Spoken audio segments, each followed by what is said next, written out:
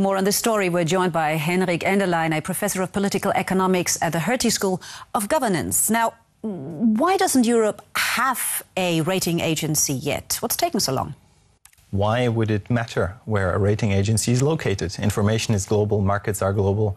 I wouldn't put too much emphasis on this Europe versus the US story. Rating agencies have a very specific business model. Providers that actually want a financial product being graded pay the rating agencies, and it's not the investor paying. So what I like about that idea is that the investor is going to pay, but that's the main difference between the three and this one. It's not regions. Now, you're saying don't put too much emphasis on America versus Europe when it comes to rating agencies, but that's exactly what's been happening. Those three US agencies have been criticized for pouring oil into the fire and sort of worsening the Eurozone debt crisis. You don't agree with that? I think financial markets have all the information available. We talk about sovereign debt. We don't talk about corporate debt. No financial investor is capable of knowing exactly what happens in this or that small company. But we talk about 50, 60 sovereign countries that have their fiscal policies, that issue debt.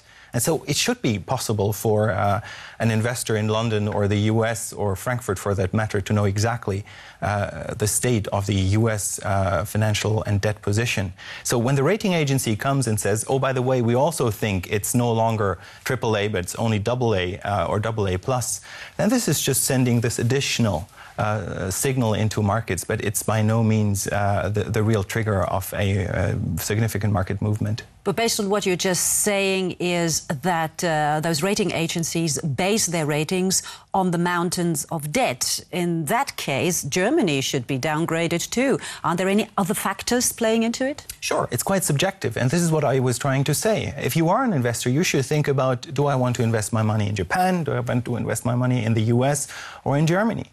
And then you look not only at debt levels, but you ask yourself which party is in power, what is the political stability, what can be natural disasters. We've seen in Japan that something of that kind can happen. So I think the rating agencies just provide good information, the same way a newspaper provides information or other people in the market out there. And ultimately, it's up to the bank, it's up to the investor to know exactly which type of paper they're buying.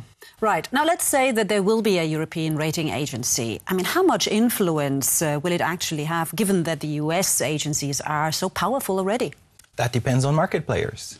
You only earn credibility and trust over a certain period of time. You can't buy that from one day to the next. So I expect this to take 5 years, 10 years before it will really be established in the market. You have to have a track record in order to say to investors, we are better than Standard & Poor's or Moody's. And up to now, there is no such track record. So I wish them a lot of luck, but I'm rather skeptical that it's going to fly. So you don't seem to be very hopeful about a European rating agency being able to calm markets, which is very much necessary right now.